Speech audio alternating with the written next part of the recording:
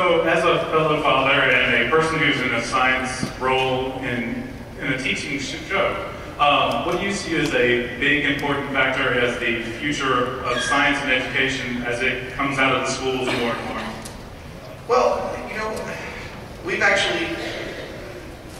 had the honor of being invited by President Obama late last year to attend a speech he gave on his STEM initiative, science, technology, engineering, and math. Obama is working with different large private industry entities like the Discovery Channel, Headrush, which is airing on school days from 4 to 5 on Wednesdays, commercial-free Mythbusters. That's part of the STEM initiative. Obama believes, and we totally agree, that getting kids interested in it is one of the most important things. Getting kids realizing that their brains can grasp and critically look at a problem in front of them rather than it's something that's being dictated to them. And you know, one of the most humbling aspects of this job is the fact that we become considered educators of some kind. You know, we speak at the California State Science Teachers Association, we've spoken at the National Science Teachers Association conventions, and the thing that I realized is, and I think this is what resonates with kids, is that we're not a demonstration show. And I love Bill Nye, and I loved Mr. Wizard, Don Herbert, but those were demonstration shows. And a lot of times I was left cold because sometimes the demonstration just didn't quite resonate to me. I didn't understand, or I didn't see, or it wasn't really clear. And it's hard when you know how a concept works to communicate it to someone who doesn't. And you know, one of the things about me and Jane is we don't know how the concept works. We're figuring it out as we go along. And I think that's the most important thing that we've shown to people is that science is messy, and you can come to your own conclusion on it, and you can occasionally do things that no one's ever thought of before. I would not have. When we started doing this show, when we shot the first pilots, I would not have imagined that we would do several firsts. Like we'd be the first people to capture someone breaking a wine glass with their voice on video, or that we'd be the first to make a lead balloon, or the first to slide down a really ridiculously long water slide.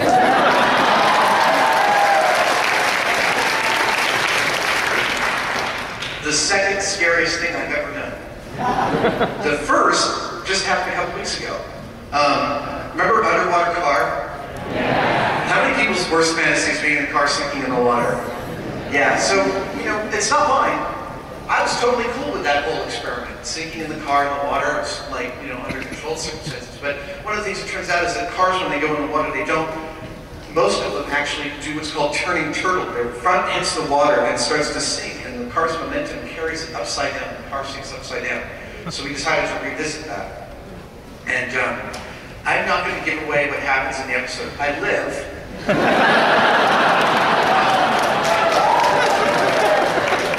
And all of these safety procedures that Jamie and I thought through and put in place, everything worked perfectly. It still was the most terrifying thing I've ever done, and I told my mom, this episode will air and you're never allowed to see it. My mom will have a nervous breakdown if she watches this. Hello? Oh, there we go. My mom will have a nervous breakdown if she's not allowed to see it. Yes? I heard you when you were on the Nerdist podcast live doing stand-up. Do you have any plans to do stand-up comedy again because you were awesome? Oh, thank you. I do have plans to do stand-up comedy again. In fact, oh my gosh, you know, so that whole thing on the Nerdist podcast, Chris Hartlett's kind of a good friend of mine, who's really sweet and also funny. And it's also easy to be funny when Chris is sitting behind you laughing hysterically. And that whole routine I did was all about talking to my sons about sex. My sons are 11 years old, so we're just about to get into the thick of that.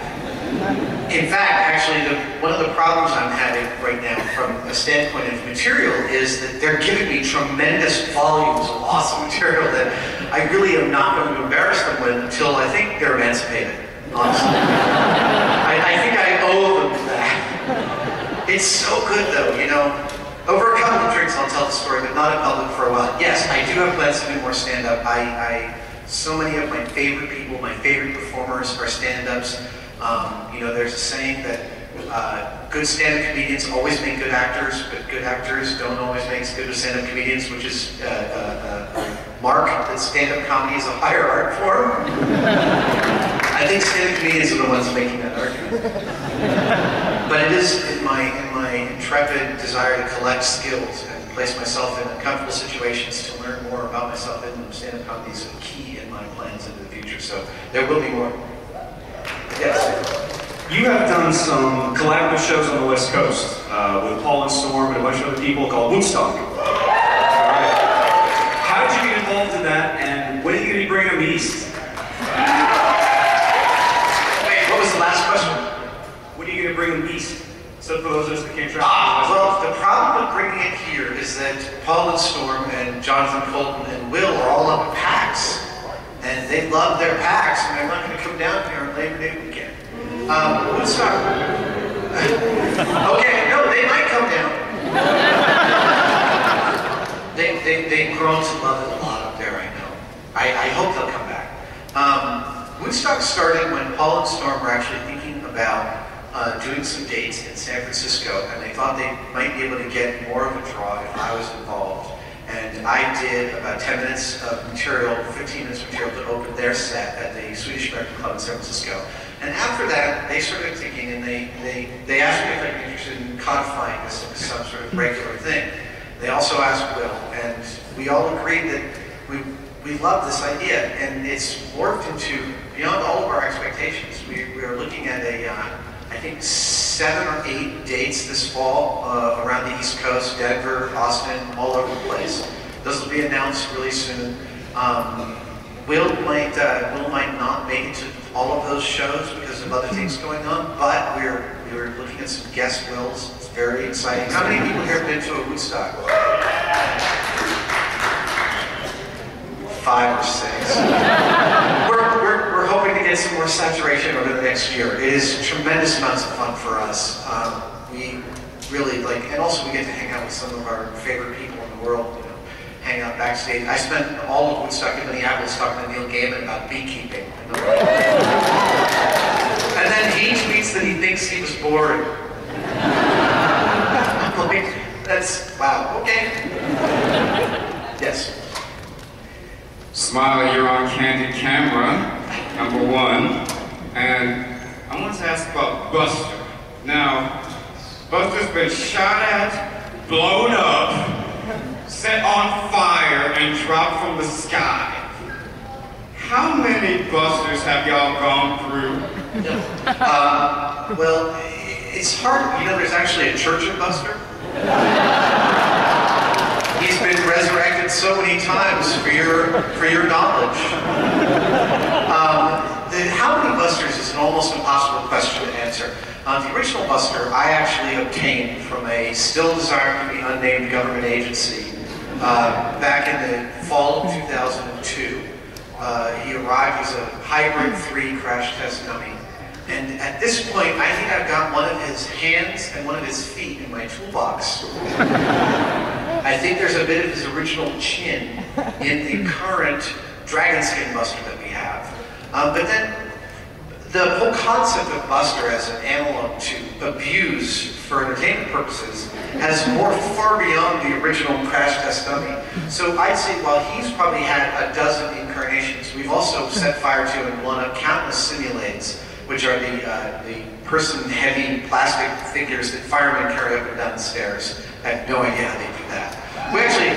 We want to do this on the show. You know, in like the movie Unfaithful, Richard Gere kills his wife's lover and rolls him up in the carpet, and the elevator stops with pink floors, and he lifts them up and like puts them up. No way! I don't know if any of you have ever had to dispose of a body. I hope you haven't. Wait a minute.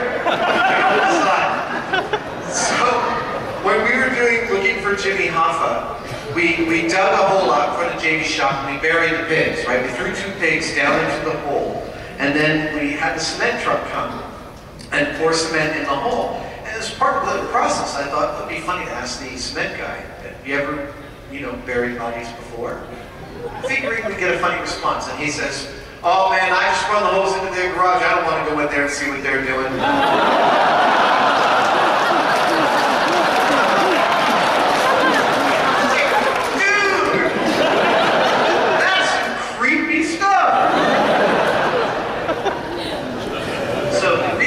How many times have we destroyed Buster? How many times have we seen him on the show? That's how many times we've destroyed Buster.